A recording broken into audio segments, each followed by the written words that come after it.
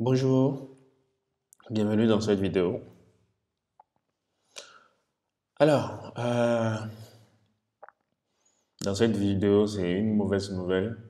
Bon, ça dépend que je vous apporte. C'est que CentOS, comme l'on le connaît, comme l'on le connaissait, je devais dire, est mort. Bah,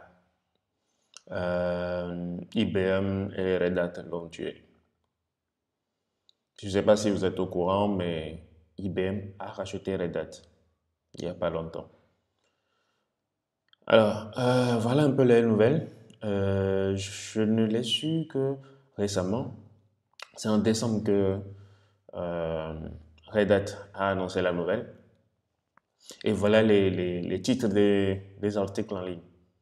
Ici, le premier dit Red Hat a tué CentOS comme nous le connaissons avec CentOS Stream. Donc, le CentOS Stream n'est plus stable comme le CentOS qu'on connaissait. Voilà, la distribution CentOS Linux est morte. Voilà. Le troisième dit, bon, voilà, ça parle toujours de la mort de CentOS. Et les utilisateurs sont mécontents, dit le troisième. Et en parlant d'utilisateurs mécontents, ben, je le suis aussi. Pourquoi? Parce que j'ai hébergé mon cours en ligne sur un serveur et comme j'ai toujours été un fan de CentOS, un fan de la première heure, hein, c'est en décembre aussi, donc j'ai mis CentOS 8. Or, le CentOS 8, bah, en fin d'année 2021, décembre 2021, il sera plus supporté. Du coup, comme j'ai mis mes cours sur ce serveur CentOS et que je vous disais dans l'autre vidéo que je faisais des hébergements mutualisés pour pouvoir payer le serveur tous les mois, donc voilà mes offres. Voilà, vous avez Starter à 3000, le Basic à 5000 et le Professional à 7500. Donc c'est un serveur assez, comment on appelle, assez rapide et tout. Donc voilà, je vous attends. Donc ça veut dire qu'il va falloir que je trouve un plan pour migrer le serveur ou bien utiliser les dépôts euh, de comment ça s'appelle, Cloud Linux, comme je vais vous le faire voir dans la suite. Voilà, comment fonctionne Red Hat de façon générale? Red Hat, ce qu'il faisait, bon, c'est ce qu'il fait toujours, hein. Il investit beaucoup son temps dans les projets communautaires. Après, c'est dans les projets communautaires, il teste ses mises à jour et tout le reste. Et après, quand ça arrive à une certaine maturité, il récupère ça. À partir de ce projet mature, ils font le produit entreprise.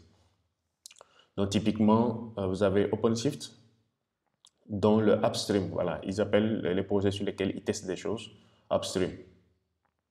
C'est OKD. Je sais, qu'est-ce que vous connaissez encore? Voilà, de Ansible, ils font Red Hat Ansible. De Foreman, ils font Satellite.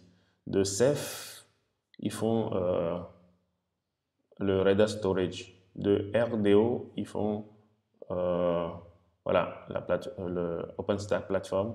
De OVIRT, ils font Red Hat Virtualization. Donc c'est comme ça qu'ils fonctionnent. Et pour l'OS Red Hat Enterprise, ils parlent de Fedora pour le faire. Alors, ce qui se passe, c'est que avant, ils partaient de Red Hat. Voilà. Attendez, je vous montre la code.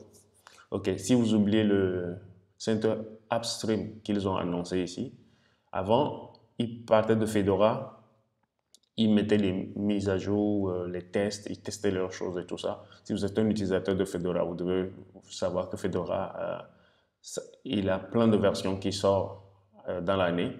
C'est que les gars sont en train de tester des fonctionnalités. Et quand les fonctionnalités sont assez stables, ils prennent celles qui sont intéressantes, ils font du Red Hat Enterprise. Et quand ils font le Red Hat Enterprise et tout, après, ils partent de ça pour faire le CentOS. Du coup, le CentOS, c'est une version stable et production, produit par Red Hat. Il est assez stable, il est aussi stable que le Red Hat Enterprise. C'est juste qu'il n'a pas certaines fonctionnalités que le Red Hat laisse dans le Enterprise. Ça faisait que le CentOS, il est, voilà quoi, il était stable. Donc, c'est pas un environnement pour jouer, c'est un environnement de prod. Et moi, je l'ai toujours utilisé pour ma prod. Maintenant, ce qu'ils annoncent maintenant, voilà, ici, ils font intervenir le CentOS Stream entre Fedora et Red Hat. Et ils suppriment le CentOS après. Ici, ils appellent ça upstream. Donc, Fedora, c'est un upstream. CentOS, c'est un downstream. Alors, ce qu'ils ont fait, voilà, ils ont fait venir le CentOS Stream ici. Ils ont supprimé le CentOS ici. Ça veut dire que le CentOS, quand ils vont tester des trucs dans Fedora, ils vont le tester en même temps ici aussi. Et après, quand les trucs sont stables ici, ils vont le mettre dans Red Hat, voilà, Enterprise Linux. Ça veut dire qu'on n'a plus de version stable de CentOS ici. Donc, on a une version de CentOS ici qu'ils appellent Stream, qui n'est plus stable du tout. C'est pour ça que tout le monde dit qu'ils ont tué CentOS. Et nous, les utilisateurs, nous sommes vraiment fâchés. Qu'est-ce qu'il y a? Voilà un peu le tableau. Le CentOS 6, lui, il meurt en... Bon, il était mort en 2020. Hein. Le tableau date de 2020. Le CentOS 7, il va jusqu'en 2024, en 2024. Et le CentOS 8, qui normalement devait aller à 2029, ils ont raccourci son cycle de vie. Il meurt en décembre 2021. Vous voyez un peu? Donc, ils ont vraiment tué. Ils ne lui ont même pas laissé la chance, quoi. Du coup, moi, en installant mon serveur, CentOS 8, c'est la version la plus récente dans laquelle ils ont fixé plein de choses. Donc, j'ai mis CentOS 8 en décembre sans avoir eu l'info. Ben, ça veut dire que tous les admins qui sont passés de CentOS 7 à CentOS 8, ben, là, ils doivent se retrouver un autre plan, quoi. Maintenant, voilà, si vous suivez la vidéo et que vous n'êtes pas abonné à la chaîne, allez-y, abonnez-vous et souscrivez. Souscrivez aux notifications pour avoir plus de vidéos, pour être notifié quand il y aura de nouvelles vidéos. Ok, je disais, c'est quoi les alternatives maintenant? Le futur, après cette décision de CentOS. Alors, j'en ai retenu deux majeurs. Il y a, comment ça s'appelle? Cloud Linux OS.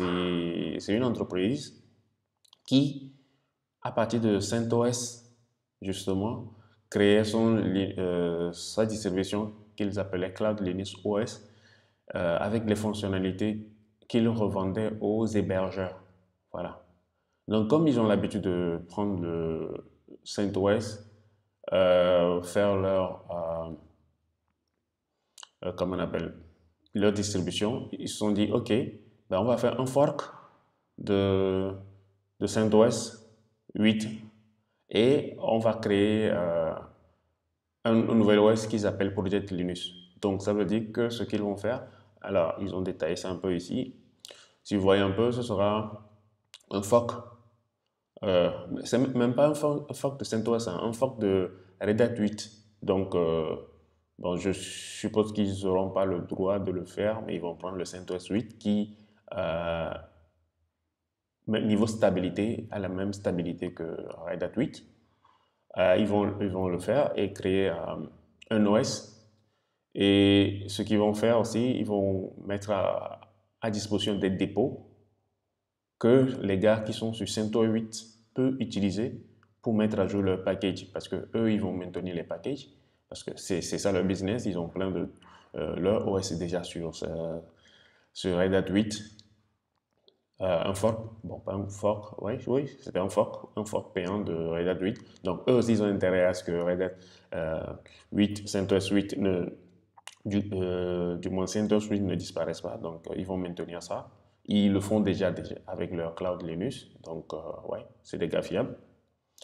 Et qu'est-ce qu'on a? On a Rocky Linux. Alors, Rocky Linux, c'est un projet lancé par l'un des cofondateurs de CentOS.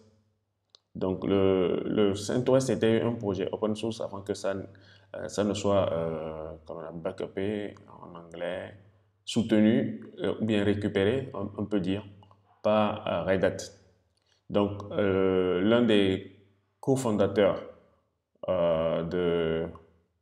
voilà, co-créateur de CentOS, c'est lui qui a lancé Rocky Linux. Et Rocky, c'était le nom de l'autre cofondateur qui n'est plus de ce monde.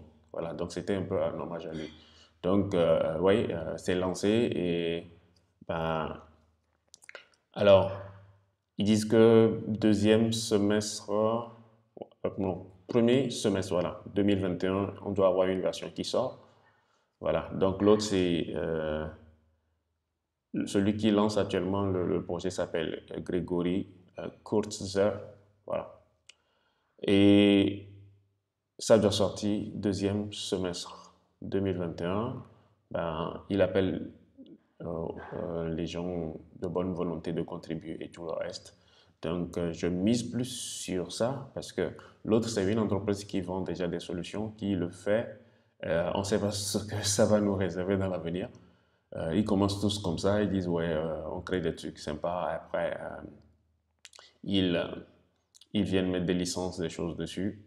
Donc celui-là, je pense que je vais plus me tourner vers ça. Parce que le monde de l'open source, c'est vraiment c'est en plein mouvement ces temps-ci. Il y a des grosses boîtes open source qui se font racheter par voilà, des boîtes et tout. Bon, autant rester sur le Rocky Linux.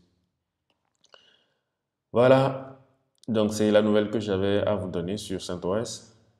Si vous êtes un fan de CentOS comme moi, ben, on est en deuil les gars. Donc souscrivez et abonnez-vous à ma chaîne. À la prochaine pour de nouvelles vidéos.